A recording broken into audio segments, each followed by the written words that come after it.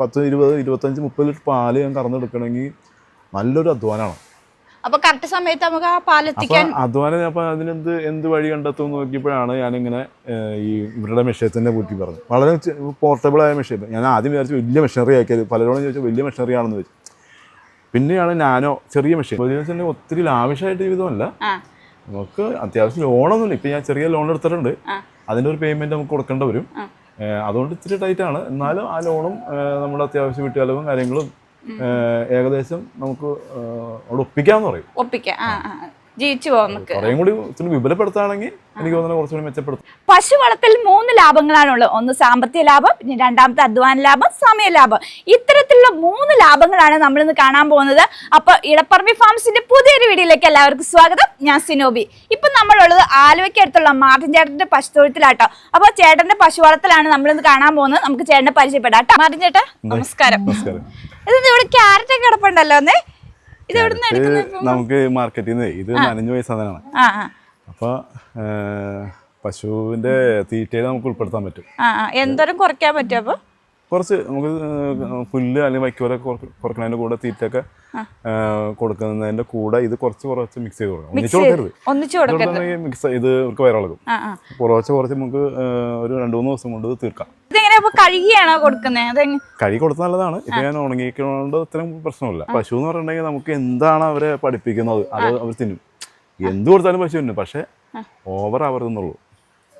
Vegetable item ആണ് എന്തായാലും പശു കഴിക്കും.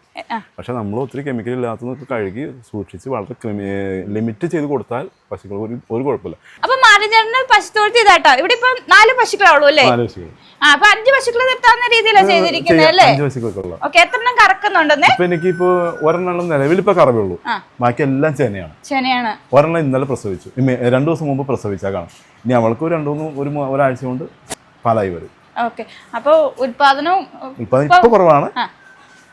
ഫുൾ പ്രൊഡക്ഷൻ ആയി കഴിഞ്ഞാൽ നമുക്ക് വളരെ സന്തോഷമാണ്. നമ്മുടെ ജീവിത സാഹചര്യം വെച്ച് നോക്കുമ്പോൾ നമുക്ക് അത്യാവശ്യം ജീവിക്കാനും നമ്മളൊരു കുടുംബം കഴിഞ്ഞു പോകാനുള്ള വരുമാനം നമുക്ക് ഇതിനൊന്ന് കണ്ടെത്താൻ സാധിക്കും. പശുത്തൊഴുത്ത് ഏറ്റവും വൃത്തിയാവായി കഴിഞ്ഞാൽ നമുക്ക് അസുഖങ്ങൾ ഉണ്ടാവില്ല. പശുക്കൾക്ക് അസുഖം ഉണ്ടായി കഴിഞ്ഞാൽ അതിൽ രക്ഷപ്പെടുത്തി കൊണ്ടുവരാനായിട്ട് നമുക്ക് നല്ല പൈസ ചെലവാക്കേണ്ടി വരും. അതൊരു ലാഭം തന്നെയാണ്. അപ്പൊ നമുക്ക് തുടക്കത്തില് കുറച്ച് ഇത് തൊഴുത്ത് മെയിൻറ്റെയിൻ ചെയ്യാനുള്ള പൈസ നമുക്ക് കണ്ടെത്തണം. ഏറ്റവും പ്രധാന സമയം നമുക്ക് ലാഭിക്കുക എന്നുള്ളതാണ്. വളരെ നീറ്റ്. നമുക്ക് എൻ്റെ പാൻറ് ഷർട്ടും ചെളിയായിട്ട് ഞാൻ ഇപ്പോൾ തൊഴുത്തിപ്പോൾ കഴിഞ്ഞു. വളരെ നീറ്റായിട്ട് നമുക്ക് നിൽക്കാൻ പറ്റും. മറ്റേ രാവിലെ തുടങ്ങി വൈകുന്നേരം തുടങ്ങി ചാണകത്തിൽ കിടന്ന് മാരി അത് തേച്ച് ഉരച്ച് അതൊന്നും ചെയ്യേണ്ട ആവശ്യമില്ല. അച്ഛനെ കുളിപ്പിക്കുന്നേറ്റ് വൃത്തിയാകും. ചാണകനൊക്കെ അതിൻ്റെ മേത്ത് പറ്റിയാകുന്ന എല്ലാം പോകും. മറ്റേത് നമുക്ക് ചാണകം കളയണമെങ്കിൽ നമ്മൾ ബ്രഷ് ഇട്ട് ഉരയ്ക്കണം. അതിൻ്റെ അടിയിൽ സമയം ഒരു പശുവിനെ കുളിപ്പിക്കാൻ ഒത്തിരി സമയം എടുക്കും. പക്ഷേ ഈ പ്രഷവാഷ ഉണ്ടെങ്കിൽ നമുക്ക് അടിച്ച് അടിയും മോളും അകിടും തൊഴുത്തും ഫോറും ഒക്കെ എല്ലാം കഴുകി ഒരു കൂടി ഒരു അരമണിക്കൂർ അത്ര മതി. അരമണിക്കൂർ വേണ്ട. പശു വളർത്തലിന് തുടക്കം എങ്ങനെയായിരുന്നു ചേട്ടാ? തുടക്കം ഞാൻ എല്ലാ പശുവിനും ഒന്നിച്ച് മേടിച്ചില്ല. ആദ്യം എന്നോട് പലരും പറഞ്ഞു 2 പശുവിനാണ് വലുത് മേടിക്കുമെന്ന് പറഞ്ഞു. അപ്പൊ ഞാൻ നോക്കിയപ്പോ ഇതുമായിട്ട് ഒരു ബന്ധമില്ല. നമുക്ക് നേരത്തെ പശുക്കളുണ്ട്, കാരണന്മാരൊക്കെ ആയിട്ട് പശുക്കളൊക്കെ വളർത്തിയിട്ടുണ്ടെങ്കിൽ എനിക്കായിട്ടൊരു ബന്ധമില്ലല്ലോ. ഞങ്ങളൊക്കെ പുതിയ ആൾക്കാരല്ലേ. അപ്പോൾ ഞാൻ പറഞ്ഞു എന്തായാലും 2 പശുക്കളാവനെ മേടിക്കാം. അപ്പോൾ ഞാനുണ്ട് വൈഫും കൂടി ആലോചിച്ച് നമുക്ക് പശുവിൻ്റെ തുടങ്ങാമെന്ന് വെച്ചപ്പോൾ ഞാൻ പറഞ്ഞു നമുക്ക് ഒന്ന് പരിചയപ്പെടണമല്ലോ. അതിന് ക്ലാവിനെ മേടിച്ച് അവരൊന്ന് ഇണക്കി അവരെ കൊണ്ടുവന്ന് നടന്ന് അവരെ ചെന പിടിപ്പിച്ചു. അതിനകത്ത് ഒരുത്തിയാണ് ഈ നിൽക്കുന്നത്. ഇവളിപ്പോ ചെനയാണ്. ഇവള് രണ്ടാമത്തെ പ്രസവത്തിന് ചെന പിടിക്കാൻ താമസം വന്നു. എന്നാലും ചെന പിടിച്ചു. പക്ഷെ നല്ല കൊഴുപ്പുള്ള പാലാണ്. ഏകദേശം എത്ര ലിറ്റർ കിട്ടും? ഇവൾക്കൊരു 14-15 ലിറ്ററിന്റെ അടുത്ത് നമുക്ക് ആദ്യത്തെ കറവ കിട്ടിക്കൊണ്ടിരുന്നു. രാവിലെ വൈകുന്നേരം കൂടി ഇപ്രാവശ്യം കുറച്ചുകൂടി കൂടുതൽ കിട്ടാൻ രണ്ടാമതായോണ്ട് പ്രതീക്ഷിക്കാം. പിന്നെ ഇവളുടെ അമ്മയുണ്ടായി. ആ അമ്മയുടെ മോളാണിത്. ഞാൻ മേടിച്ച ആദ്യത്തെ ക്ലാവിനകത്ത് കുഞ്ഞാണത്. ആ കുഞ്ഞ് ഇപ്പോ 6 മാസം ഗർഭിണിയാണ്. ആദ്യത്തെ പ്രസവം. പിന്നെ 2ാമത്തെ ഞാൻ പൈസ കൊടുത്ത് മേടിച്ചു. പുതിയതായിട്ട് ഈ തൊഴുത്തൊക്കെ ഉണ്ടാക്കി ഒന്നുകൂടി.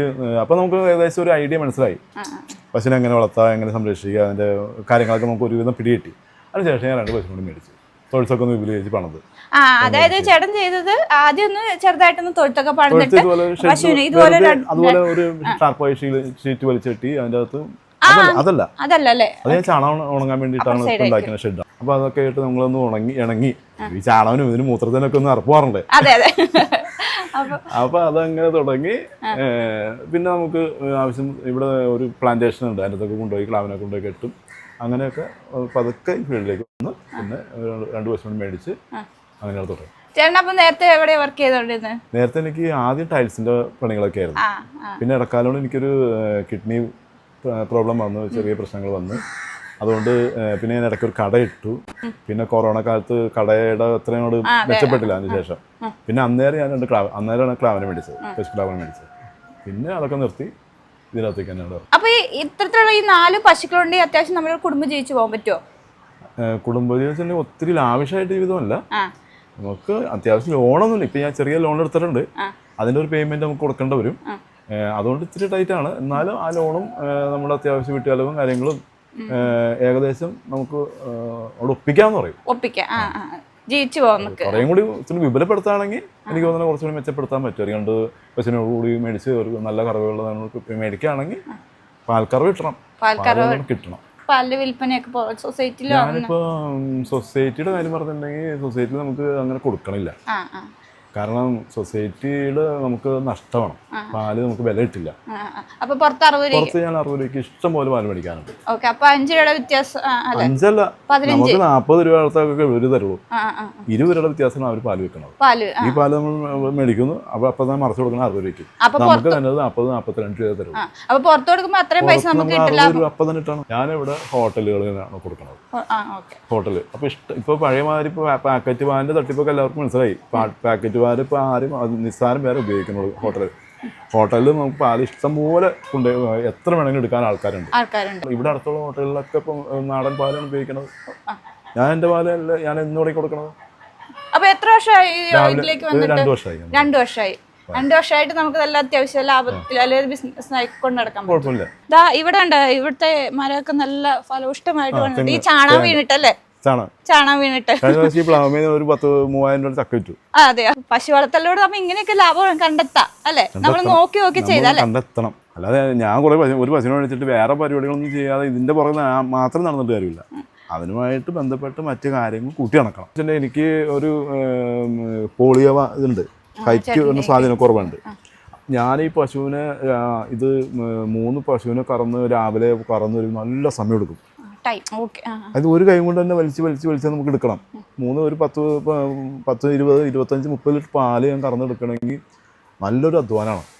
അപ്പൊ കറക്റ്റ് സമയത്ത് നമുക്ക് ആ പാലെത്തിക്കാൻ അധ്വാനം. അപ്പൊ എന്ത് വഴി കണ്ടെത്തും നോക്കിയപ്പോഴാണ് ഞാനിങ്ങനെ ഈ ഇവരുടെ മെഷീനത്തിനെ കൂട്ടി പറഞ്ഞത്. വളരെ പോർട്ടബിൾ ആയ മെഷീൻ. ഞാൻ ആദ്യം വിചാരിച്ചു വലിയ മെഷീനറി ആക്കിയത്. പലരോടും ചോദിച്ചാൽ വലിയ മെഷീനറി ആണെന്ന് വെച്ചു. പിന്നെയാണ് നാനോ ചെറിയ മെഷീൻ കിട്ടും.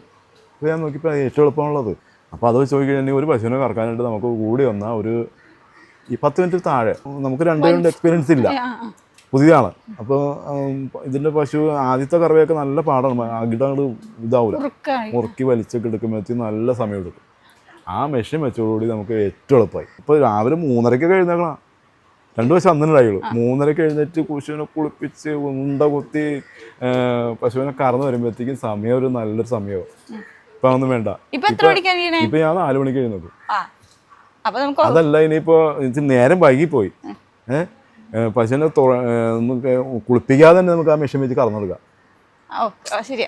ഇപ്പൊ തൊഴുത്ത് വൃത്തിയായി നമ്മൾ സമയം പെട്ടെന്ന് നമ്മൾ ഇതാണല്ലോ, ചിലപ്പോൾ ഉറങ്ങിപ്പോയി കഴിഞ്ഞാൽ എന്ത് ചെയ്യും, ഇത് ചിലപ്പോൾ കുളിപ്പിക്കാൻ നേരം കിട്ടില്ല എന്ന് വരും. അപ്പോൾ നമുക്ക് ആ ചാണകം ഒന്ന് വലിച്ചളഞ്ഞ് അകിടക്കൊന്ന് കഴുകി മിഷ്യത്തിൽ വെച്ച് കഴിഞ്ഞിട്ടുണ്ടെങ്കിൽ നമുക്ക് പാല് ശുദ്ധമാണല്ലോ. സമയ ലാഭമുണ്ട്, അധ്വാന ലാഭമുണ്ട് അല്ലേ? പിന്നെ കറവക്കാരന്റെ പൈസ. ഏത് പശുവിനെ ചേട്ടാ കറക്കാൻ പോണേ? ഞാനിപ്പോ ഇവിടെ നിങ്ങൾ ആക്കാൻ വിളിക്കും, ആക്കാൻ. അവൾക്കൊന്നും കറക്കാനില്ലാത്തതുകൊണ്ട് അവൾക്ക് കിടന്നുറങ്ങി. അവർക്കറിയാം എന്നെ കറക്കാനുള്ളതല്ല. പരിപാടിയൊക്കെ സിമ്പിളാണല്ലേ, വെച്ചെഴുതി.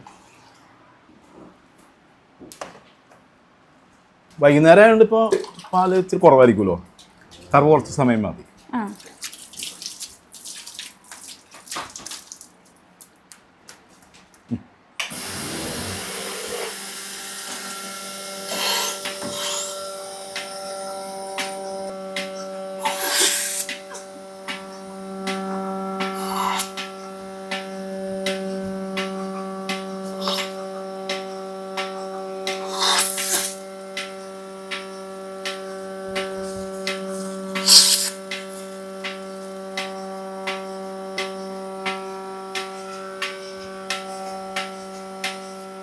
ഈ സമയത്ത് ഞാൻ ഇവിടെ പാട്ടുണ്ടാവും, സ്പീക്കർ വിളിപ്പിച്ചിട്ടുണ്ട്, പാട്ടൊക്കെ പാടിക്കണം.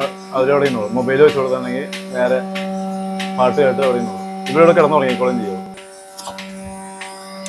പെട്ടെന്ന് കഴിഞ്ഞല്ലേ? പെട്ടെന്ന് കഴിഞ്ഞു. മറ്റേന്ന് വെച്ചാൽ 1/2 മണിക്കൂർ എടുക്കൂലേ? ഇവിടുന്ന് സ്ലറി പോകുന്നോടത്ത് കുറച്ച് പുല്ല് അവിടെ ഉണ്ട്, പിന്നെ പച്ചക്കറി ഉണ്ട്. അതൊക്കെ നമുക്കൊന്ന് കാണാൻ പോവേ. എവിടെ ചേട്ടാ, ഒത്തിരി പോണോ? ഈ പൂക്കളൊക്കെ അതിന്റെ ഭാഗങ്ങളാട്ടോ. അതേലോ, ഇതൊക്കെ മൂത്രം ചാണകത്തിന്റെ ഇതൊക്കെ ഒഴിക്കണതാ. അതേലെ. ഞാനിതൊക്കെ കഴിഞ്ഞ ആഴ്ച എല്ലാം കൊടുത്ത് വിറ്റതാ. ബീച്ചിങ് ഉണ്ടായി കൊടുക്കണ്ട. അതെ, ചെറിയൊരു ഇത് കഴിഞ്ഞു, കാലാവധി കഴിയാറായി. ഇനിയിപ്പോ പുതിയത് പ്ലാൻ ചെയ്യണം. ബീച്ചിങ് ഉണ്ട്. ഇത്ര സ്ഥലത്ത് ഞാൻ ചെയ്തിട്ടുള്ളൂ.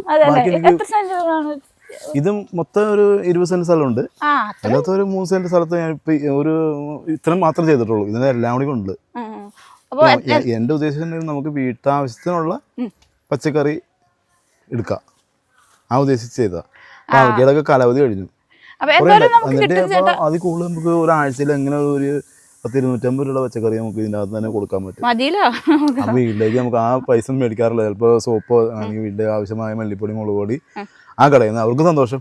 ഈ സാധനം കൊടുക്കുന്ന പൈസ മേടിക്കില്ല, അതിന് പകരം സാധനം മേടിക്കും. വീട്ടിലേക്ക് ആവശ്യം മറ്റു സാധനങ്ങൾ മേടിക്കും. ആരും തന്നെ മൂത്രം പൈപ്പ് ഉണ്ടോ നമുക്ക് അടിച്ചു കൊടുത്തിട്ടുണ്ടെങ്കിൽ വേണമെങ്കിൽ അടിച്ച് കാണിക്കായിരുന്നു. ഉണ്ടതേ അവിടെ നിന്ന് കണക്ഷൻ കൊടുത്തിട്ടുണ്ട്. ഞാൻ അവിടെ വിളിച്ചിട്ടാക്കാണ്. ഇപ്പൊ പുല്ലിലേക്ക് വിളിച്ചാക്കാണ്. പാവലുണ്ട്, പിന്നെ അതുപോലെ പീച്ചിങ്ങ ഉണ്ട്, പടവലങ്ങ ഉണ്ട്. ഈ 3 കൃഷി ഇവിടെ ചെയ്തിട്ടുണ്ട് കേട്ടോ. പിന്നെ തന്നെ വളർന്നത്. ഇതിപ്പോ വെട്ടിയിട്ട് രണ്ടാമത് മുളച്ചത്. 3-4 പ്രാവശ്യം വെട്ടിയതാണ്. ഇത് കഴിഞ്ഞ ആഴ്ച വെട്ടി കഴിഞ്ഞോളൂ. ഇത് നട്ടേക്കണല്ലേ? ഇതൊക്കെ കപ്പളങ്ങയുണ്ട്, പിന്നെ അത് വാഴയുണ്ട്, പിന്നെ ചേനയുണ്ട്. അപ്പൊ ഈ കാണുന്ന കൃഷിയുടെ ഒക്കെ അടിസ്ഥാനം പശു വളർത്തലല്ലേ? ഇതിനകത്തുനിന്നുള്ള ചാണകം, മൂത്രം എല്ലാം നമുക്ക് ഇതിനകത്ത് ഉപയോഗിക്കാം. ഇവിടെ ഇപ്പൊ ചാണകം ഉണങ്ങാൻ ഇട്ടിട്ടുണ്ടല്ലേ? നമ്മുടെ കോഴി ഉള്ളതുകൊണ്ട് അത് ചിക്കി ഇതിപ്പോ ചാക്കിന് 200 രൂപയ്ക്ക് 250 രൂപ. 250 രൂപ. ഒരു 50 കിലോത്തിന്റെ ചാക്ക് പാക്ക് ചെയ്തിട്ടാണ് തണലത്തിട്ട് ഉണക്കണത്. ഒത്തിരി വെയിൽ കൊള്ളിച്ചാൽ ചാണകത്തിന്റെ പോഷകങ്ങൾ നഷ്ടപ്പെടും. അതുകൊണ്ട് ഒത്തിരി വെയിലത്ത് കൊള്ളിക്കാറില്ല. ഇത് തന്നെ കാറ്റ് കൊണ്ടും വെയിൽ കൊണ്ടും ഇങ്ങനെ ഉണക്കും. ഇപ്പോൾ ഓരോ ദിവസം വരുന്ന ചാണകം ഇവിടെ കൊണ്ടിടും. അത് കോഴികൾ പണിയെടുത്ത് നമുക്ക് ചിക്കി ഉണക്കിത്തരും. അപ്പോൾ ഇത്രയും നേരം നമ്മൾ കണ്ടുകൊണ്ടിരുന്ന പശു വളർത്തുമ്പോഴുള്ള 3 ലാഭങ്ങളാണ്. ഇത്രയും നേരം നമ്മോട് സംസാരിച്ചുകൊണ്ടിരുന്ന മാർട്ടിൻ ചേട്ടനാണ്. അപ്പോൾ വീഡിയോ ഇഷ്ടപ്പെട്ടാൽ ലൈക്ക് ചെയ്യാം, അതുകൊണ്ട് ചാനൽ ഒന്ന് ഫോളോ ചെയ്യാൻ മറക്കരുത് കേട്ടോ. അപ്പോൾ അടുത്തൊരു നല്ലൊരു വീഡിയോ ഞങ്ങൾ വരുന്നതാണ്. അതുവരെ നമസ്കാരം.